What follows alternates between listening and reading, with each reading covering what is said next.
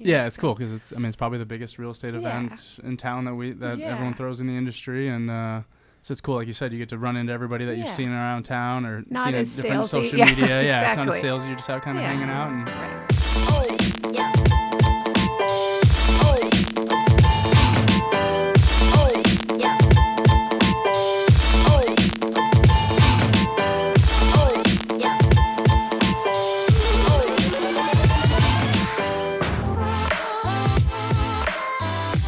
Hey guys, welcome to another episode of Break It Down with Braydon. I'm super excited. I've got Alaina, Gianci, and Ryan Parker on with me today with the Parker team of Fairway Home Mortgage. Thanks for joining us today. Absolutely. Excited to be here. Thank you. Very excited. Alaina and I met, 4 months ago? Yeah. Just had a little breakfast meeting and just kind of hit it off after that.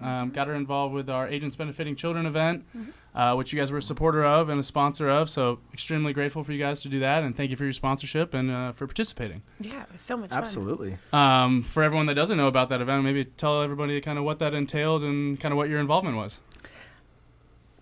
I mean, I had a great time. We obviously it's, to raise money for children. And it was outside during a wonderful part of the year here in Arizona.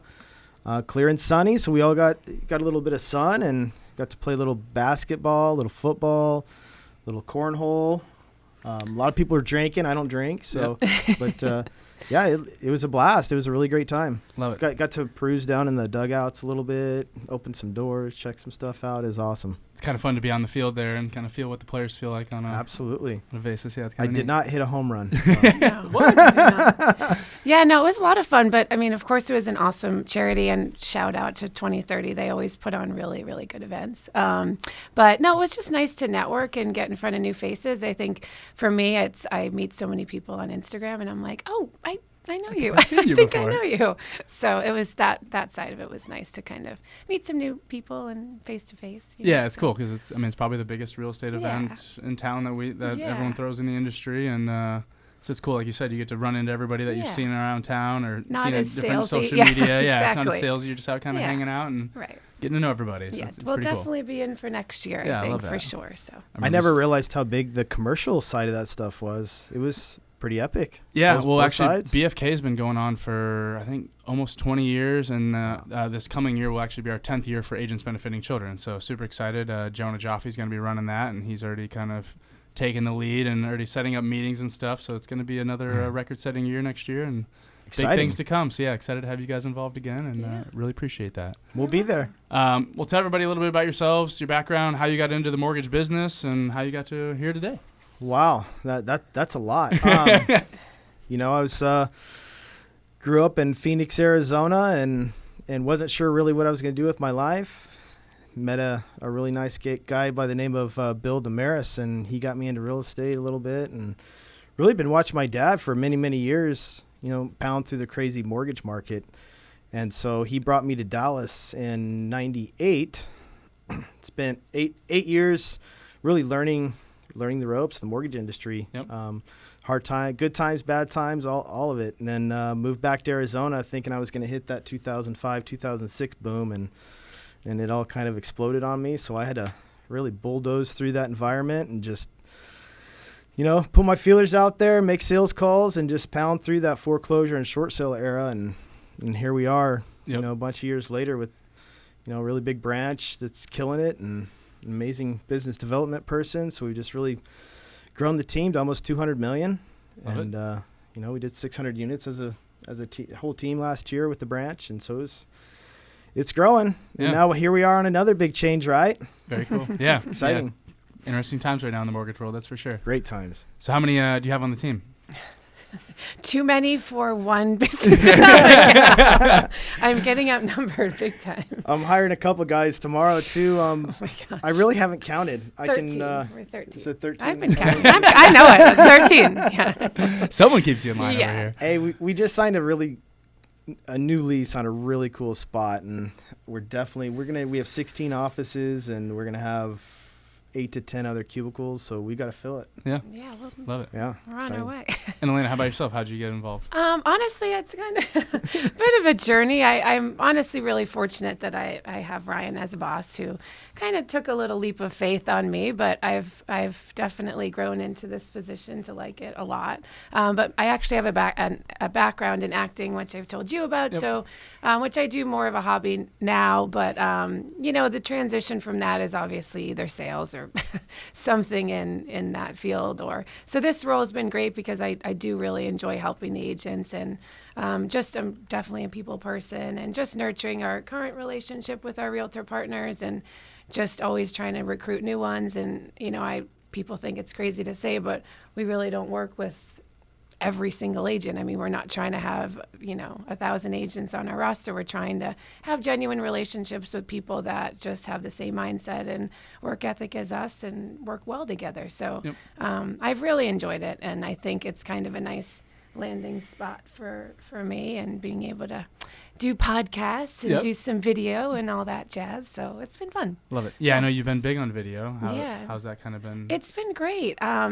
Like anyone else, even though I have an acting background, this is a fairly new. It'll be 2 years that I've been working in this industry in September, actually. But it's been great. I mean, to see the engagement when you just put yourself out there in kind of a raw form and not really worry about, just get on there. And if you do it on a daily basis, you get better at it. And the amount of views that you can, it's free advertisement. The amount of people you can reach in one video. I was showing him the other day of like one reel. It's like 3,000 people in like not even 24 hours. You're like, wait, what? Did I just spend $0? And we had great. one go viral, if you would, and had 120,000 views. It's crazy. Wow. So we were talking about pools, so Yeah. kind of irrelevant to real estate. I was talking about remodeling a house or whatever, and basically the guy was bashing on the fact that pool contractors right now and their turn times are just non-existent. Mm-hmm.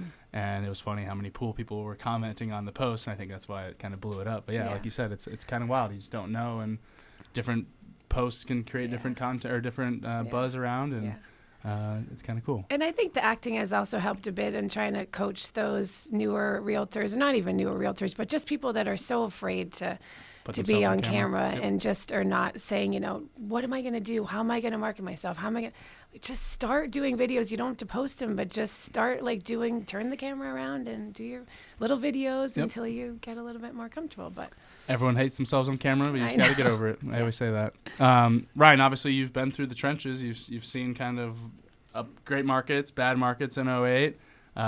Where are we in today? What's your predictions? Well, I have some bad news for the people that are newer in the industry. It's going to be a really big uphill climb. Those that have deep roots and great work ethic and have their hands in a handful of different ways to market and put themselves out there to their sphere of influence on social media. If you got a door knock, you got a door knock. Today's a whole new environment. Our branch is in all the southern states except for Louisiana. Got it. So we've really taken lead gen to the next level. And about 8 or 9 years ago, NAR came out with statistics that says basically 92% of homeowners start their search online.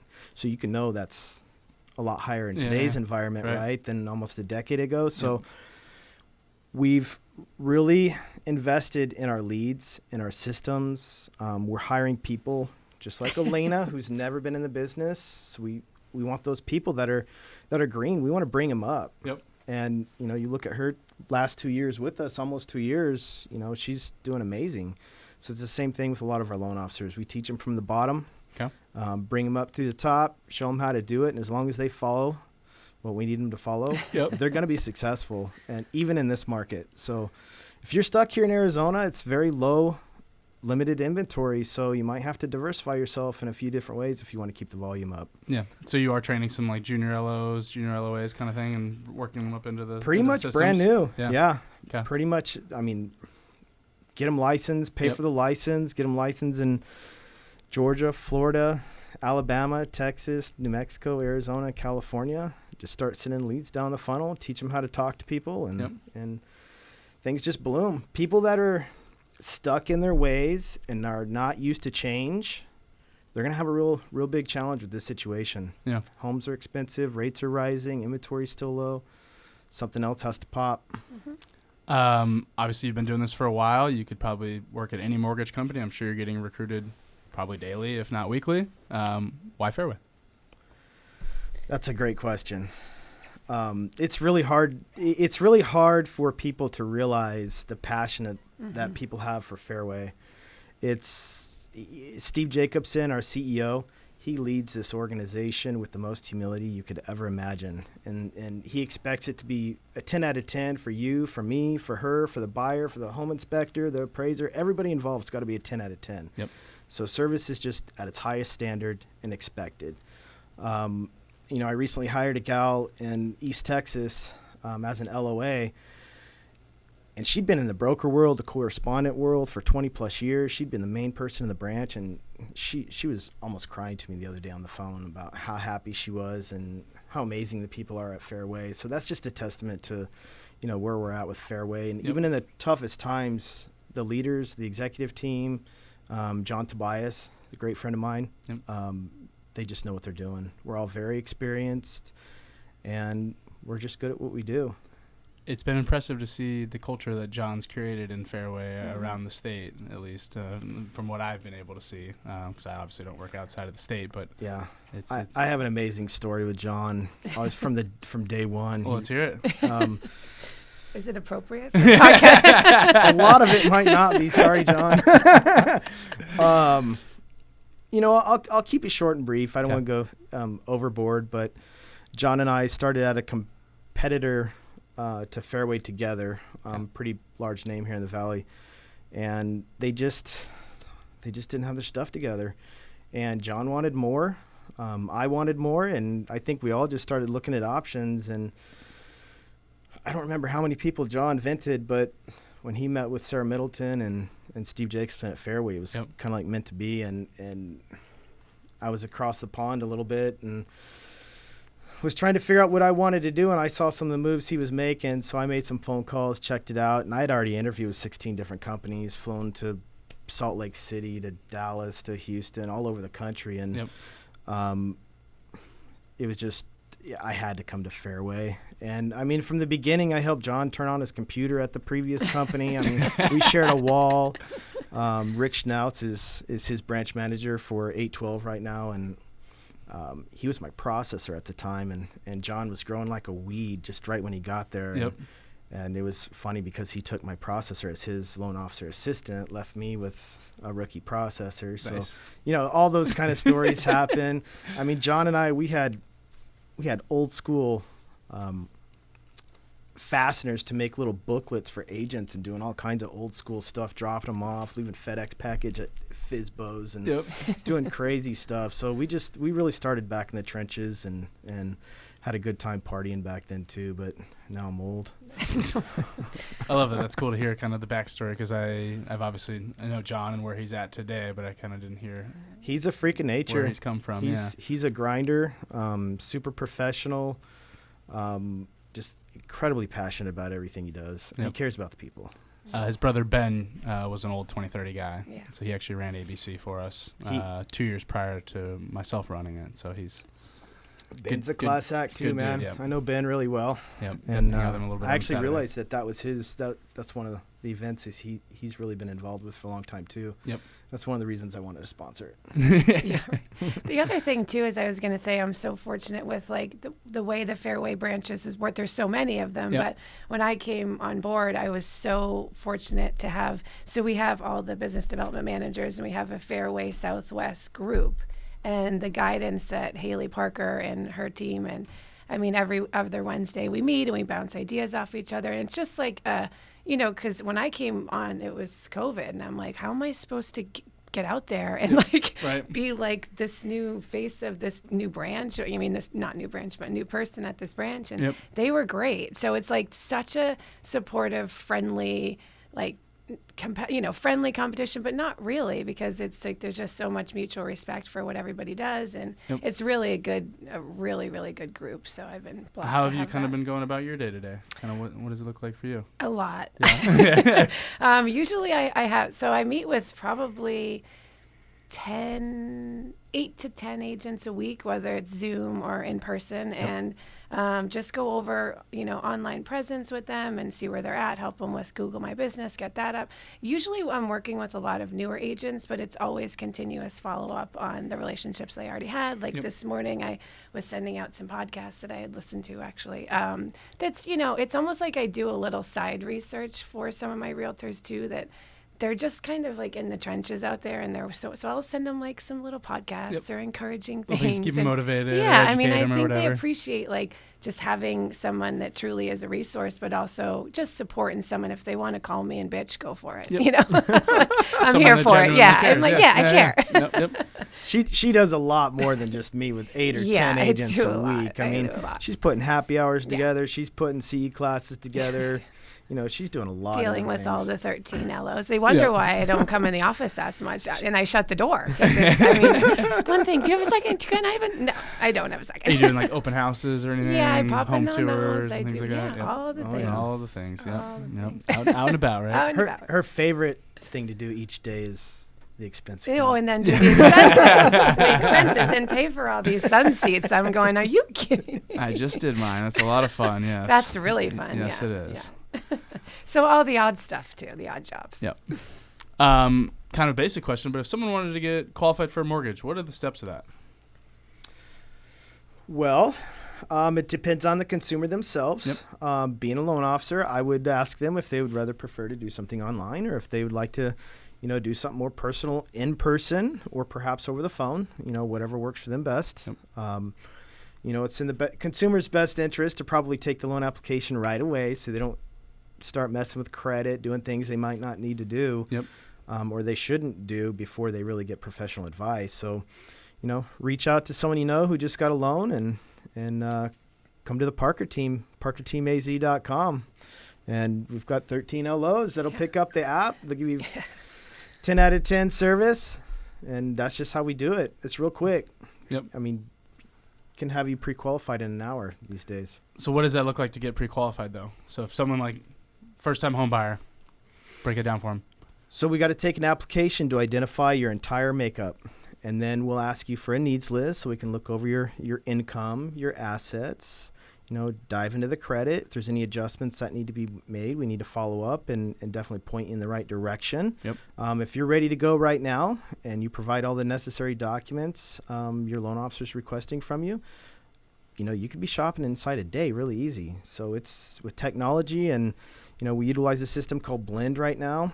You literally start an application, create a username and password, and you can log into your Chase account, your mortgage accounts, all your 401ks, everything. And it just uploads it right into the system, creates a really cool automated situation where, we're e-closing everybody now. So even all the way down to the end, you're literally not meeting with a notary too often anymore or a title company. You know all about it. Yep. So it's very quick and simple. Just make application and create a little relationship with the loan officer. Provide your documents, and you're pre-qualified very, very quickly. Someone's scared because they don't know if they have quite enough or good enough credit. What's your conversation there? So we definitely want to be the first people that you have that conversation with. We want to direct you. Fairway has an absolutely amazing department that Mr. John Tobias created. It's called Credit Tool. And Credit Tool is a system where once we look at your credit report, we know that you need a 700 FICO to get to this special program, or maybe you have a 580 credit score and you need a 620 or a 640 to get down payment assistance. We're going to point you in the perfect direction. We're going to give you that yellow brick road to follow. Our Credit Tool credit advisors, they're going to follow up naturally with that borrower, and they're going to tell them exactly what they need to do to hit that magic score. So we have a perfect situation for someone that has concerns with credit. And it doesn't have to be just, someone with challenge credit. If you've got a 720 credit score and you need a interesting jumbo loan that requires a 760 credit score, we can make that jump too. Yep. I think that's the biggest thing is people always think that, okay, well, I want to go buy a house. I need to start looking at houses or talk to an agent.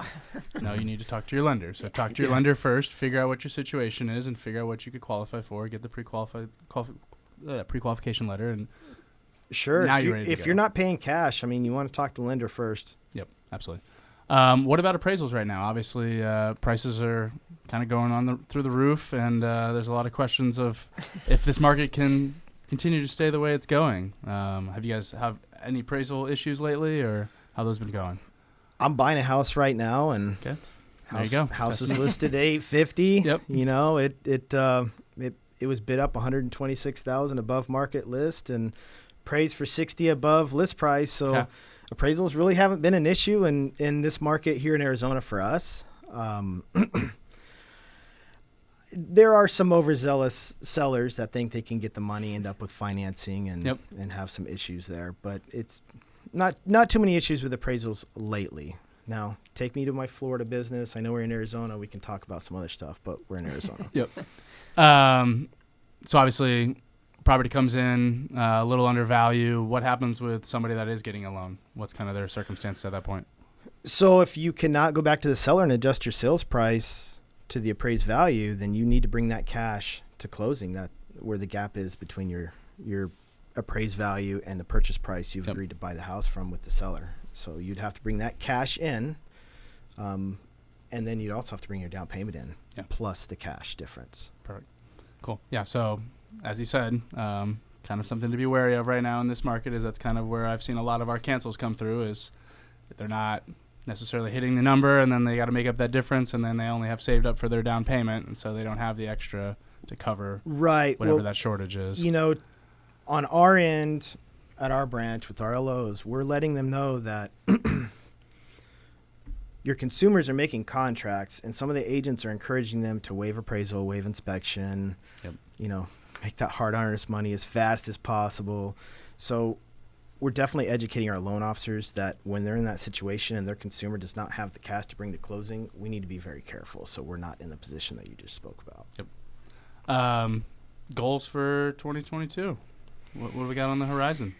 He just wants more and more sounds agents, like it. more and more agents. Hey, it's tough now. This market changed on a dime. Assistant. So Yep. that's funny. Funny girl. Yeah. I had it at $250 million at $250 million. Really wanted to hit 750, 800 transactions this year. We might hit the volume number because loan amounts are so high and sales prices are so high, but I don't know if we're going to hit our units goal this year. So we're kind of reevaluating that this year. Things are a lot different, but I mean, we'll definitely do what we did last year. As crazy as it sounds, we're 15% above last year, this same time last year, year to date, but our units are down nine units. So we're up 15% on volume, but our units are down. Yep. And what we're doing and like the way we're leaning into these other states, and I mean, we've built basically a team from the ground up in Pensacola, Florida, and they have 25 agents now, and it started with 4 or 5, and we have a whole onboarding process with them. So when you get a new agent, they have a meeting with me over Zoom and have that relationship going, and it's been awesome. So I mean, if we can keep doing that in other states and just have our tentacles spread out. So in 2012, 13, I created a really cool relationship with Zillow. And I've maintained that. So since then I kept buying market share within Zillow and Trulia and realtor.com and some other entities in the lead world. So currently, I don't know. She does all the expense accounts. I really don't look the lead cost, but they can be $50,000 to $100,000 a month probably. Yep. And the coolest thing we have for agents is that our LOs team up with these agents, and we just straight up hand them pre-qualified letters. So the last 5 years, I've been touting how much in commissions every year that we're literally handing agents. And so, she mentioned we're not going to do business with every agent. If I'm handing agents deals left and right, $12,000, $15,000 commissions. Right, you're hoping to I don't want the broker owner asking me for $5,000-$10,000 a month. I have it all figured out. Your agents want to be loyal to us. We'll hand them pre-qualified deals all across the country, and it's crazy. Right here in Arizona, it's a little bit more difficult, but we have a huge market share of leads here in Arizona that are the most premium long form leads you can have. And getting those buyers pre-qualified, and if we can't get them on the phone, we need a realtor partner to, help get them back to us and keep them in their court too. So it's nice. Every time a lead comes down the pipe, we're referring it to a real estate agent that is a loyal agent to us. So that's a great tool for yourself, Alaina out there. And yeah, there's nothing more valuable than to give an agent a deal, right? Like, I wish I had deals to be handing out every day. I'd have a really big book of business. Exactly. That's for sure. Exactly. So it's about loyalty and building a partnership, and partnership's the key word. Yep. When you build a partnership, loyalty comes right with it. It's not just a plain Jane relationship. Yep. It's That's serious. my biggest pet peeve is when people call me a vendor. I'm like, no, I'm your partner. Yes. Our portion is just as valuable yes. as what you guys do. Although we can't do it without you. Right. you might make the bigger check or whatever, but at the end of the day, we all have to work together on this transaction. So it's that's going away too. It is. Yeah. It's a lot of changes going on right now with that. Mortgage revenue for any mortgage company across the nation is down 30 to 40%. Revenue on a single transaction, doesn't matter what kind of transaction it is. Yep. So why is that? There's a handful of reasons. The appetite for mortgage-backed securities, depending on what loan type it is, just isn't there anymore. Got it. One of the really hard places to lend in right now is second homes and non-owner occupied transaction investors. I have my own personal opinion on why that's going on. Obviously it's not being purchased from the secondary market as much, so it's not providing as much income. So they're not, it doesn't have that demand. Right.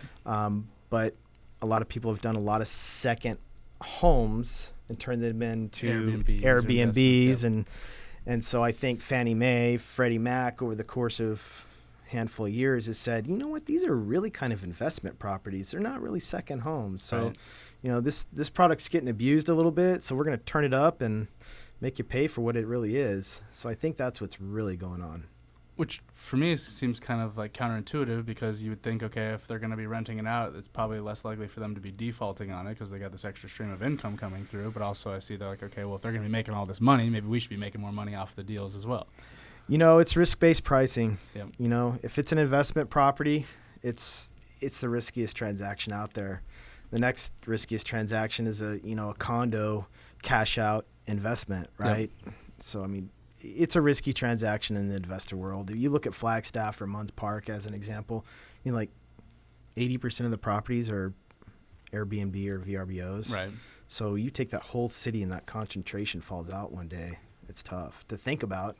Not expecting that, but I saw one this morning in Munns Park. Actually, it was 600 a square. It's 1,000 square feet. It's 600,000. I'm like, okay, it's higher than Scottsdale. I looked at that property this morning. Yeah. I know what you're talking about. Yeah. Crazy. Yeah, that's just where our second home market has gone. Everybody that lives down here in the city is like, okay, I need to escape during the heat, and I need somewhere to escape for the cold. So it's kind of funny. It's crazy. Yeah. Very interesting market. What part of towns do you guys live in?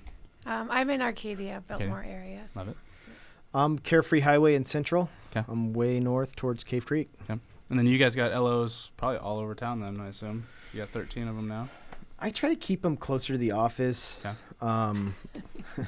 West Side, and I know this Arcadia girl right here, she wants some more centralized. I get it. Right? Throwing a happy hour downtown next week if anybody wants to.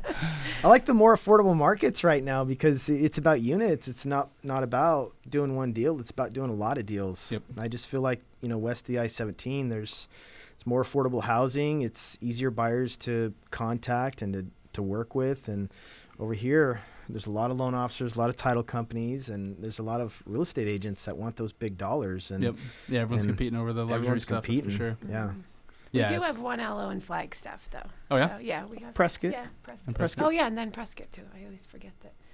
Yeah, he's out there, so we're out there. So you guys goal to be in every state then? No, not a chance. No? No, this is all strategic, man. Okay. This is all strategic. Think about Atlanta, Georgia. Think about Georgia. Think about Florida, Alabama.